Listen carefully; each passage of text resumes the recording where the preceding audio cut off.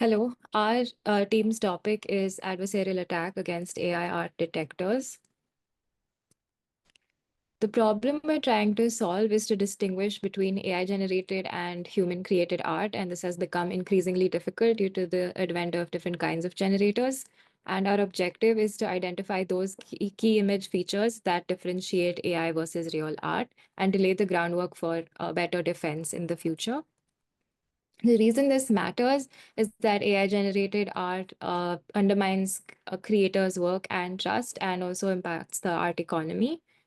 So the data set that we used for this task is called the ArtCap data set, which has around 3,600 real art images and associated captions. And we employed different image generators using these captions to create our AI generated art data set. When it comes to the AI art detector, our model basically comprises of two elements, clip and SVM. And the way we would be going ahead with working on this is we would be feeding in the image to clip, getting the embeddings from clip, and feeding that into SVM to make the classification. In the image on the right, we can view the original embeddings of the AI generated images versus the real images. And we can see that they are almost linearly separable. So the way we would introduce the attack is by essentially adding in noise to the image. And the way we would do that is by using a method called projected gradient descent. That's PGD for short. And PGD essentially adds small amounts of noise to an image step by step, trying to trick the model more with each step while still keeping the image similar to the original. And in the baseline results that we got, we can see that the image to the left is the original AI image. And as we've increased the epsilon parameter, its difference from the original image increases more and more. And the images which ended up uh, fooling the detector are the ones which are ticked in green. So in our approach, we update this standard PGD by only applying it to certain patches so that the rest of the image kind of remains its integrity and the whole image doesn't look super noisy. The reason we wanted to do this is because clip, specifically clip VIT32, which uses 32 by 32 pixel patches as tokens, would be susceptible to such an attack to specific tokens.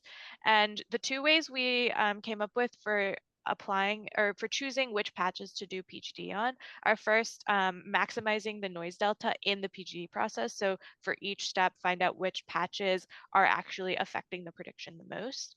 And then the second method would be to look at the attention map and just take the tokens which are most highly attended to in the attention layer.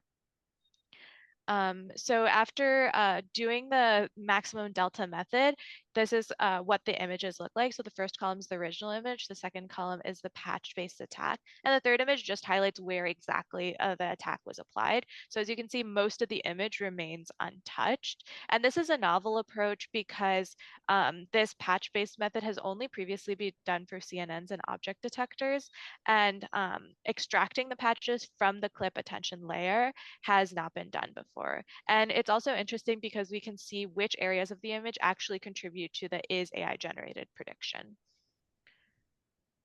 So these are some of our initial results. When we ran the detector on our data set by itself, the clip plus SVM detector was able to get almost all of the images correctly classified. And when we introduced PGD, just the general noise one, we saw that there was a significant decrease in the detector's ability to be able to differentiate these images. We also did an initial implementation of our patch-based PGD, and this was based on the max delta approach, and it was able to get very similar results, just a little bit over classic by only manipulating 10% of the pixels. So we will continue fine-tuning that as well as trying looking at the clip attention layer method to select our patches, which would be even more lightweight because it doesn't require an initial PGD run. So in conclusion, we think that this patch-based attack we could use PGD to strategically insert noise rather than applying it to the entire image. And future work should focus on detectors and making them more robust to these lightweight patch-based methods. Thank you.